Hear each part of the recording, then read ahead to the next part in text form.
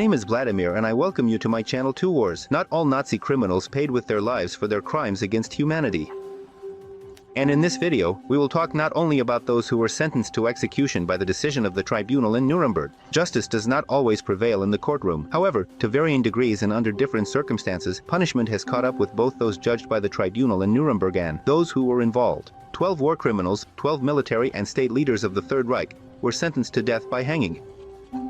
Göring, Ribbentrop, Keitel, Kaltenbrunner, Rosenberg, Frank, Fritz, Streicher, Zockel, Seyss-Inquart, Jodl, and Bormann. Bormann was tried in absentia. Almost everyone submitted a petition for clemency. Even the lawyer representing Bormann, who was listed as missing, requested leniency. Among the death row inmates, only Kaltenbrunner did not take advantage of this right. Considered the petition pointless, Göring, Jodl, and Keitel accompanied their petitions with a request to substitute hanging with shooting in case their plea for clemency was denied.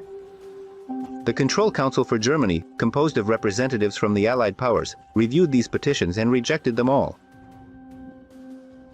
On the night of October 15th to 16th, 1946, 10 of them were hanged. Göring committed suicide the day before the execution. 8 reporters were present at the execution, with 2 representatives from each side, the USSR, USA, England, and France.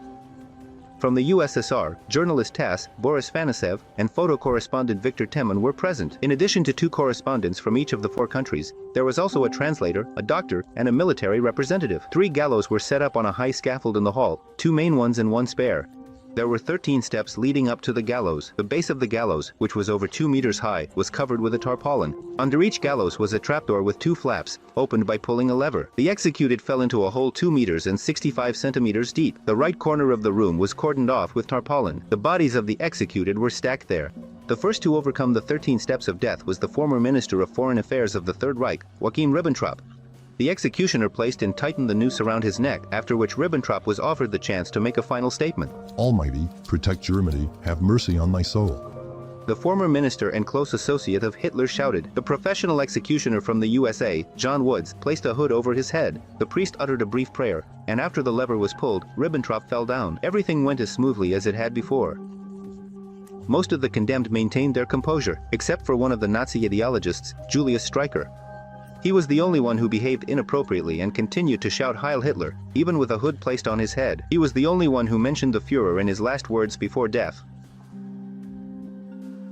The leader of fascist Italy, Benito, realized in 1943 that he had made a fatal mistake by allying himself with Hitler.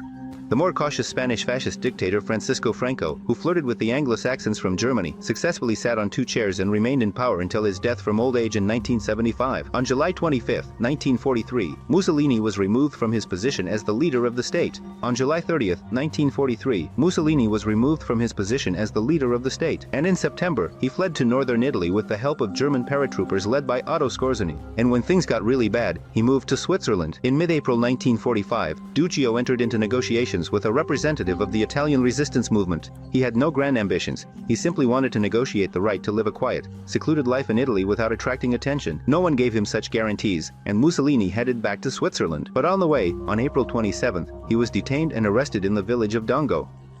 The 61-year-old Ducci was voluntarily followed by his fanatically devoted 33-year-old mistress, Clara Petacci. On the afternoon of April 28th, the partisan leader Alto Audizio, known by the nickname Colonel Valerio, arrived in Dongo with his squad. Mussolini was taken along with Petacci by the partisans who captured them and was shot on the outskirts of the village of Mazigra, with the Duce covering himself with her body. No one intended to drag her away by force. Audizio attempted to shoot Duccio with his mistress using a submachine gun, and then with a pistol, but the weapon misfired. Then Michel Moretti, one of the partisans guarding the road, rushed to help. Colonel Valerio took his submachine gun, which did not fail him. Their submachine guns were French MAB-38. The next day, the bodies of Mussolini and Petacci, along with 5 other fascists captured and killed by partisans, were taken to Milan and hung by their feet for the amusement of the public in Piazzale Loreto.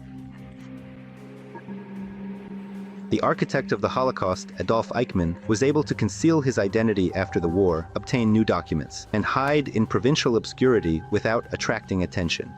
In 1950, with the help of the Red Cross and the Vatican, he emigrated to Argentina. In 1952, his wife and children moved in with him. Family lived modestly. Eichmann worked as an electrician at the Daimler-Benz factory. His son, Nicholas, inappropriately boasted to a girl that his father was a big boss in the Third Reich. She was Jewish, and her father informed the Israeli authorities. On May 11, 1960, in the suburbs of Buenos Aires. Eichmann was captured by a group of Israeli agents, drugged, and transported to Israel disguised as a sick pilot of the national airline LL. After a two-trial judicial process on June 1, 1962, Adolf Eichmann was hanged by the sentence of an Israeli court, which found him guilty of war crimes against the Jewish people and against humanity.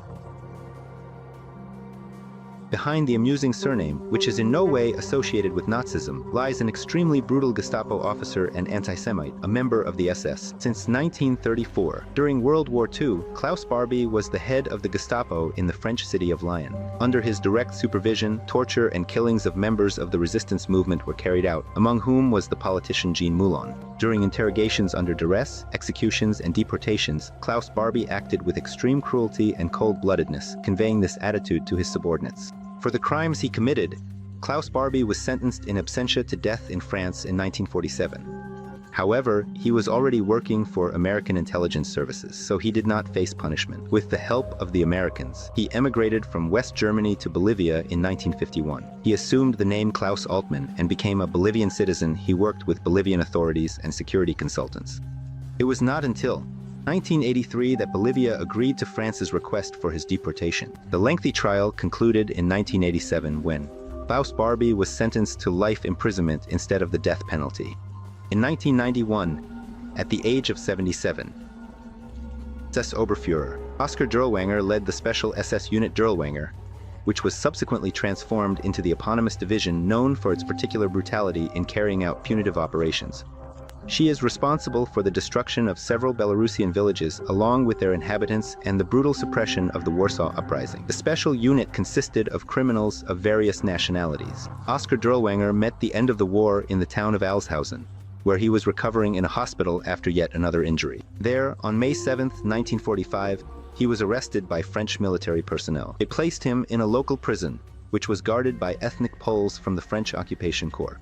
These Polish soldiers executed the Oberfuhrer in their own way, without any trials or investigations. They simply beat Dirlewanger regularly until he died from his injuries on July 7, 1945. Due to rumors that the Oberfuhrer had bribed his way out and fled abroad, his remains were exhumed in 1960.